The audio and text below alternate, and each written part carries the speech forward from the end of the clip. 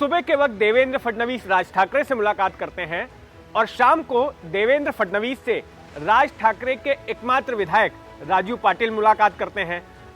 तो आखिर इस मुलाकात के क्या मायने हैं? इसने सवाल खड़ा कर दिया है कि दोनों के बीच आखिर कोई खिचड़ी पक रही है।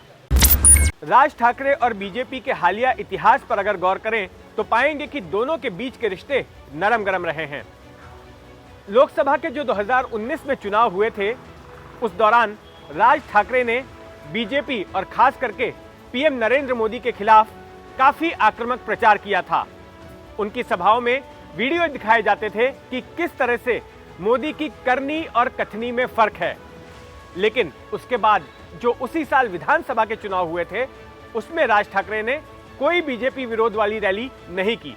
जनवरी 2020 में राज ठाकरे ने भी बीजेपी की तरह ही हिंदुत्व को अपना लिया। जो राज ठाकरे पहले मराठीवाद की बात करते थे, मराठी माणूस की बात करते थे, उन्होंने भी अपने हाथ में भगवा झंडा ले लिया। और इसी साल जब उन्होंने मस्जिदों पर लगे लाउडस्पीकर के खिलाफ मुहिम चलाई तो बीजेपी ने उनका समर्थन किया। जुलाई के पहले हफ्ते में जब मुख्यमंत्री एकनाथ शिंदे ने विधानसभा में विश्वास प्रस्ताव रखा तो जिन छोटे दलों ने उन्हें समर्थन दिया था, उनमें से राज ठाकरे की पार्टी एमएनएस भी थी। एमएनएस के एकमात्र विधायक ने एकनाथ शिंदे के पक्ष में अपना वोट दिया। दोनों पार्टियों के बीच की ये करीबी सबको साफ नजर आ रही थी और ऐसे में राज ठाकरे और देवेंद्र फडणवीस की इस मुलाकात ने तमाम तरह की चर्चाओं को जन्म दिया है। एक बड़ी चर्चा यह है कि क्या जो शिंदे मंत्रिमंडल का विस्तार होने वाला है, उसमें राज ठाकरे की पार्टी को भी जगह मिलेगी। जो राज ठाकरे की पार्टी के एकमात्र विधायक हैं राजू पाटिल, मंत्री बनते हैं या नहीं।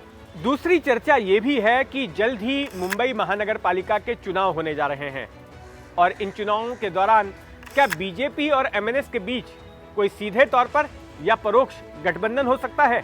अगर फिलहाल की बात करें तो बीएमसी में शिवसेना की स्थिति फिलहाल कमजोर नजर आ रही है। साल 2017 में जो बीएमसी के चुनाव हुए थे, यानी कि जो पिछले चुनाव हुए थे, उन चुनावों में बीजेपी सिर्फ 2 सीट पीछे थी शिवसेना से। शिवसेना को 84 सीटें मिली थी और बीजेपी को 82 सीटें। इसके बाद जो स्थायी समिति के जो चेयरमैन हैं यशवंत यादव, जो चेयरमैन थे, अभी जो बीपी महानगर पालिका गई जिसका कार्यकाल समाप्त हो गया है, तो बताते हैं कि वे यशवंत यादव अब एकनाथ शिंदे के खेमे से जाकर जुड़ गए हैं। तो ऐसे में अब शिवसेना के लिए आने वाले बीएमसी चुनाव एक बड़ी ही टेढ़ी खीर साबित होने वाले हैं। राज ठाकरे और देवेंद्र फडणवीस के बीच क्या खिचड़ी पकी है, इसका खुलासा होने में ज्यादा देर नहीं लगेगी। अगले हफ्ते ही शिंदे मंत्रिमंडल का विस्तार हो सकता है और उसमें साफ हो जाएगा कि क्या राज ठाकरे के विधायक मंत्री बनते हैं या नहीं। और बीएमसी चुनावों को लेकर भी दोनों के बीच क्या कुछ पक रहा है, ये भी सामने आने की संभावना है।